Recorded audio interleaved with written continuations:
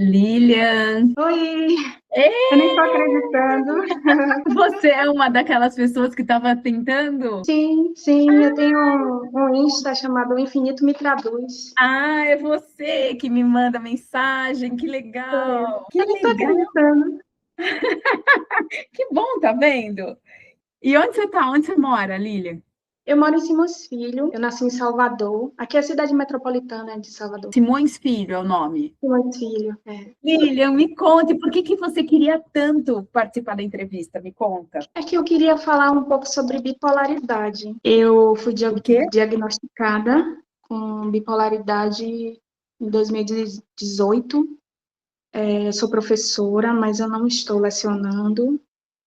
Eu tive alguns problemas quando eu era criança em relação ao meu pai. Ele meio que queria matar a gente, tocar fogo na casa, esses tipos de coisas que eram bem difíceis de lidar. E essa violência toda acabou disparando um gatilho muito forte na minha vida. E quando eu estava dando aula, em 2016, aconteceu uma violência dentro da sala de aula, eu tentei separar, e aí disso desencadeou tudo que está acontecendo até hoje na minha vida, que foi a bipolaridade. Duas alunas brigaram entre si e enquanto eu estava corrigindo atividades, entregando notas, e foi bem complicado para mim, porque eu sempre fui da paz e essa questão de violência para mim era o meu gatilho. Então, depois que conseguiu separar todo mundo, que eu consegui consolar a vítima, né? Porque a menina, ela levou uma, pegou a caneta e machucou a outra, né? Então, a que se machucou foi a que eu mais me preocupei, a que eu mais conversei, a que eu tentei acolher.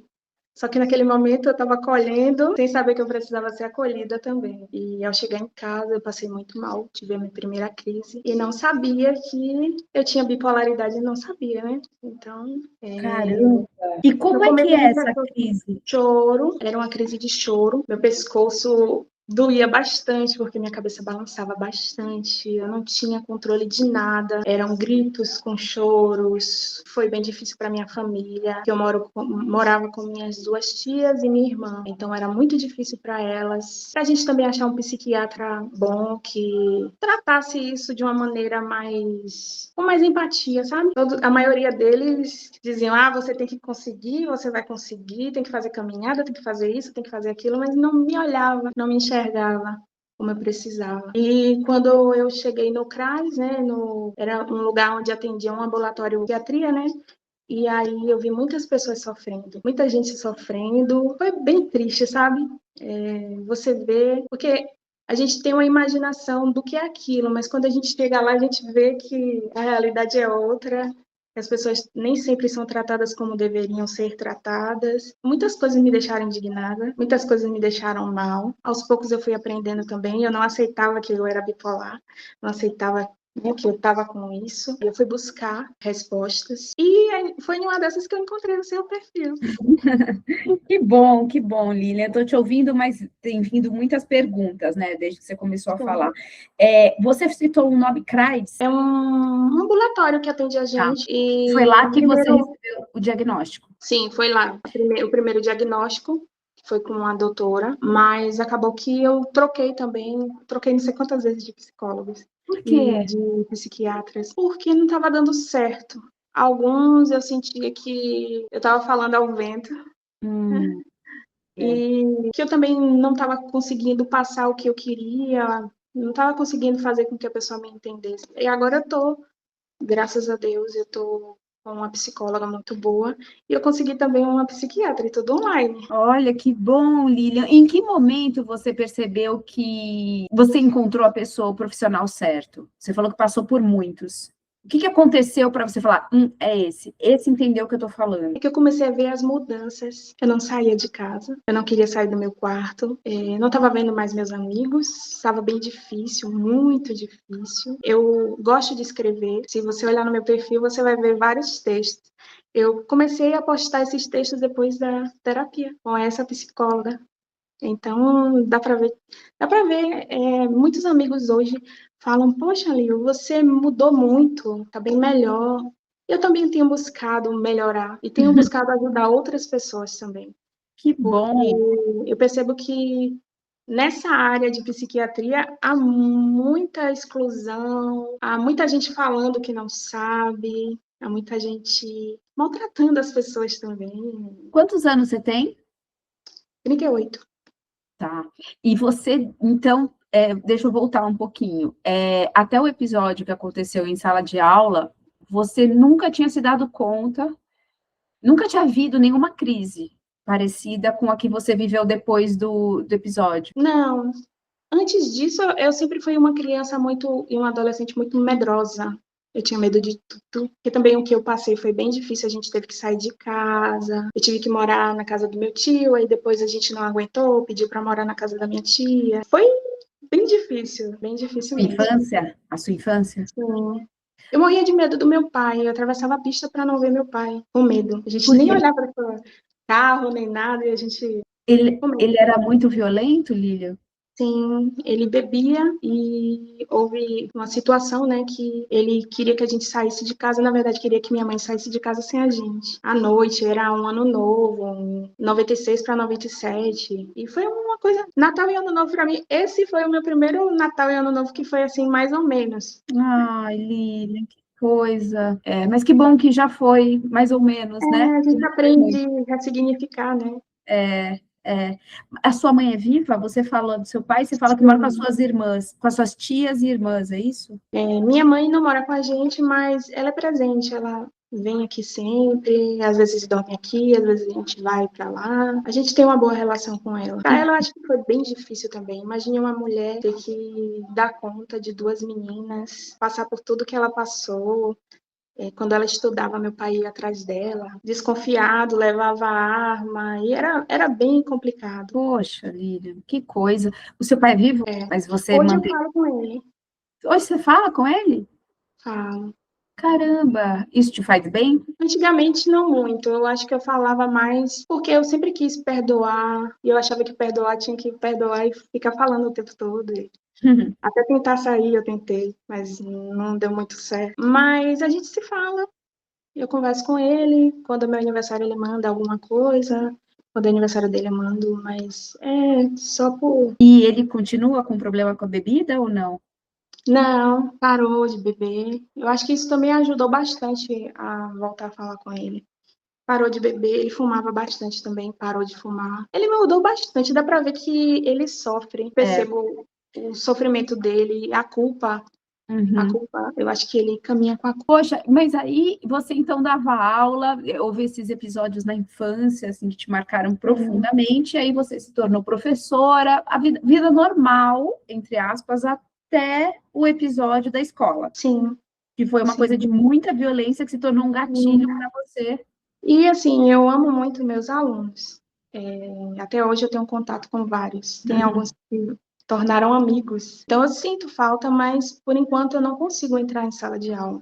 Até tentei depois, Tentou? mas acabou que eu não estava muito bem, eu estava com aquela mania de perseguição, achando que as pessoas iam fazer alguma coisa comigo. Teve uma vez que eu saí da escola sem falar a ninguém, porque eu estava morrendo de medo. Chamei um Uber e a minha sorte foi que o Uber era o meu amigo. Chegou, oh meu Deus, graças a Deus que era a Serginha. Uma coisa que me fez ressignificar muito do que eu passei foi escrever. Eu estou pensando em fazer um livro. Já tem Olha, nome, já tem algumas poesias, já tem textos, mas eu estou organizando ainda. que bom. O que que você sente quando você escreve? Eu acho que eu consigo colocar todos os meus sentimentos, todas as dores para fora. É mágico. E Eu tenho, você sim, publica tudo que você escreve ou tem coisas íntimas que você não mostra para ninguém? tem coisas íntimas que eu não mostro para ninguém, mas eu estou começando a repensar, porque eu tenho um blog que é Dialogando com o Espelho. E essa semana, eu estava falando na terapia e eu fui buscar os textos. Os textos são bons e são bonitos, e eu chorei com alguns, nem lembrava mais. Eu acho que seria legal postar alguma coisa. Como é que é a sua rotina hoje? Como é que são seus dias, Lília? Por enquanto, eu ainda não consegui organizar, porque na bipolaridade é bem complicado. Às vezes a gente está em mania, e quando a gente está em mania, a gente não consegue dormir. Sério? Sério, e é uma energia que é impossível. Eu, quando estou em mania, eu falo muito, muito rápido e minha irmã já sabe, já percebe. O que eu queria saber também, a gente, hoje em dia, você falou que recebeu o diagnóstico em 2018, né? Sim, Hoje em dia, eu tenho visto, tenho lido muitas pessoas falando, né? Ah, eu sou bipolar e tal, assim como borderline, né? Que já são conceitos sim. mais É, conhecidos, mas eu acho que em 2018 já não era, né? Faz pouco tempo, mas não era. já não era.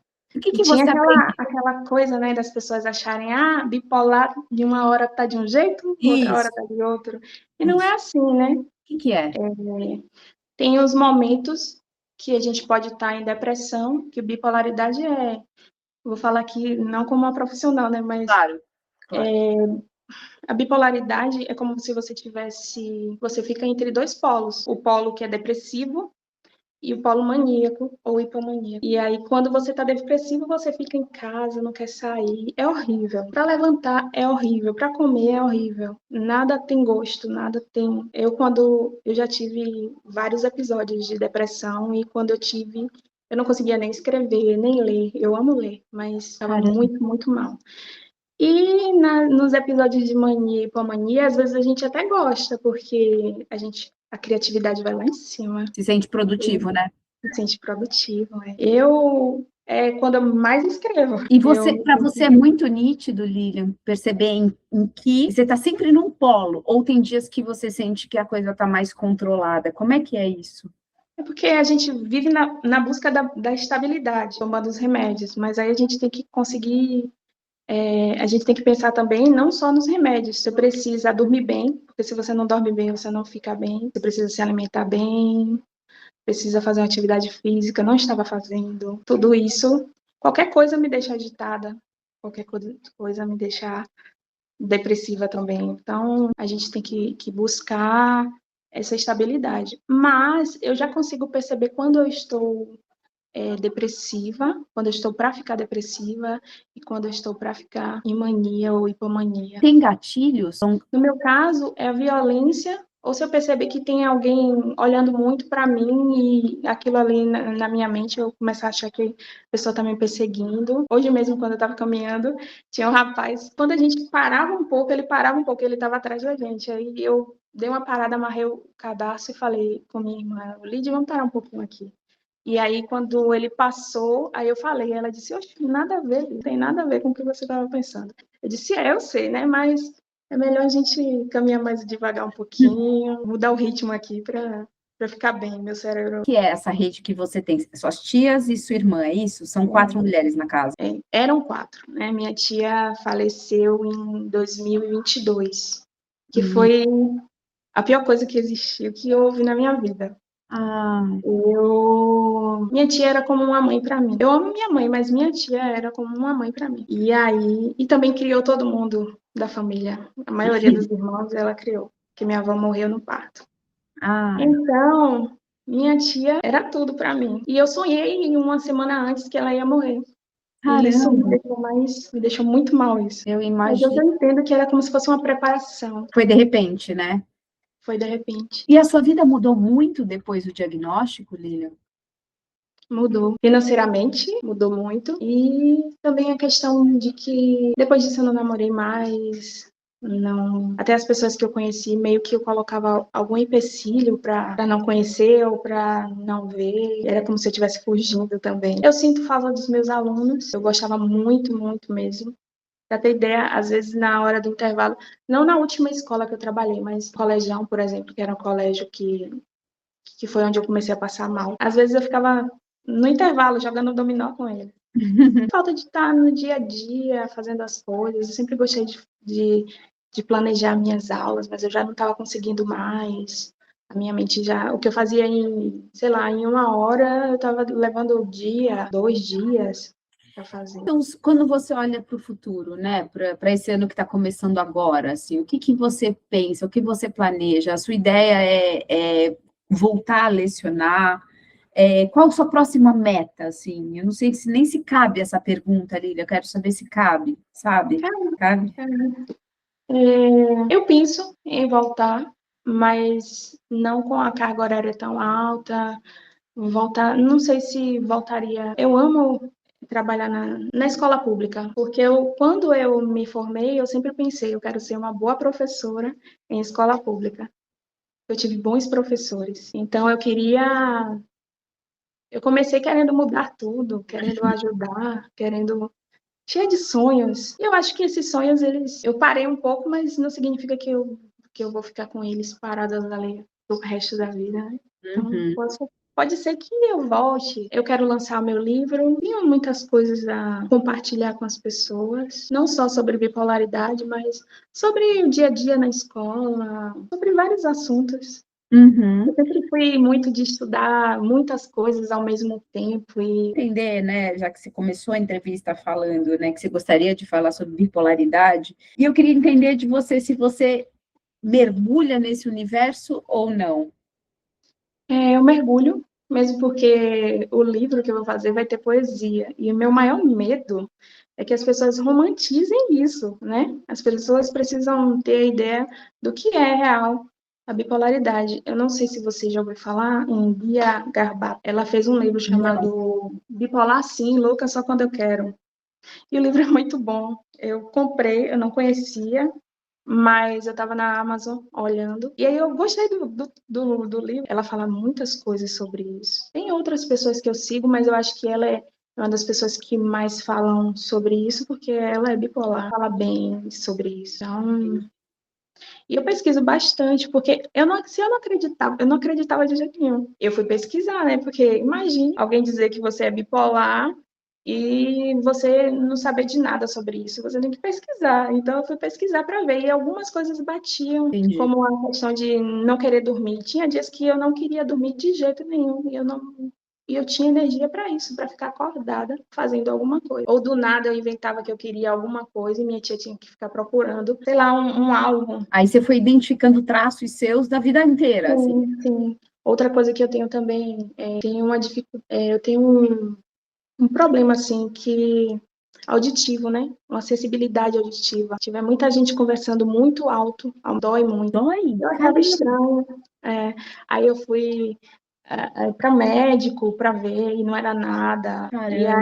aí a psiquiatra que falou que tinha a ver com a bipolaridade também. Mas, por outro lado, também não traz um alívio você saber que aquilo tem uma explicação? Com certeza, porque a gente começa a tratar isso, né? E é bom, né? Você saber o que você tem, você vai buscar aprender como é que funciona para você, porque não é igual para todo mundo, cada um funciona de uma maneira diferente. Então, sempre busquei saber quais eram meus gatilhos, que me deixava mal. Hoje, graças a Deus, eu não estou tendo mais crises. Ai, que bom! Que Não estou bom! tendo mais crises. Era bem difícil ter. Eu cheguei a cair várias vezes em casa. Sério? Durante a crise? É porque eu ficava com muita tontura. Caramba, que E se eu coisa! tivesse em pé, já era. Mas depois passaram a ser recorrentes, frequentes. Depois Sim, do primeiro episódio, elas se sim. tornaram frequentes. Sim, eu passei por muitos momentos assim. Eu às vezes achava que as pessoas estavam me perseguindo. Eu só dormia com minha tia, a minha tia que morreu, eu só dormia com ela. Não saía sozinha. E eu sou uma pessoa, eu era bem independente. Eu saía, fazia as minhas coisas, resolvia tudo, resolvia as coisas da minha tia. Mas agora eu tô melhorando aos poucos. Eu percebo que as pessoas daqui, minha irmã, por exemplo, ela se preocupa muito. E às vezes tem coisas que eu consigo fazer só, mas ela fica com medo, fica com medo de que aconteça alguma coisa. Claro. Irmã mais velha, né? Ela é mais velha? Qual foi sua última conquista, assim, a sua conquista mais recente nesse campo da bipolaridade? Posso dizer que é sair, fazer as caminhadas, porque eu não saía, eu não tinha resistência. Eu acho que por conta da depressão, né? Então eu ficava mal. Eu não tinha coragem para levantar, eu não tinha coragem para fazer nada. E eu lembro que uma vez minha mãe me puxou e bora, bora, bora, bora. Minha irmã aliás, só minha mãe. E eu só consegui caminhar até um certo lugar e era bem pertinho. E voltei. Aí eu, minha mãe, amanhã eu não vou não. E segunda-feira foi quando a gente começou. Eu dei risada quando parei, ou quando passou no lugar, eu disse, meu Deus, não acredito que eu só andei até aqui, não acredito. E agora a gente está caminhando bastante, e cada dia a gente está fazendo assim, a gente caminhou até aqui, amanhã a gente vai caminhar mais um pouquinho. E a gente está conseguindo. Ai, que bom, que coisa boa, que ótimo. Quando você fala segunda-feira, foi essa segunda-feira agora, dessa semana? Sim, É super recente isso, esse projeto. Ai, que bom, sim, Lilian! Então começou o ano bem, né? é verdade. Olha, que coisa boa! Que bom! Qual é o próximo passo, literalmente, que você quer dar nisso? Eu quero correr. Minha irmã não quer, né? Mas eu vou fazer as Correr? corridinhas, correr. Olha, que ótimo! Eu acho que a gente pode ressignificar e conseguir a melhor vida possível para a gente. Porque ser igual como era antes, eu acho muito difícil. Muito difícil. Eu era magra. Agora eu estou emagrecendo. Outra coisa que aconteceu também, eu estou emagrecendo.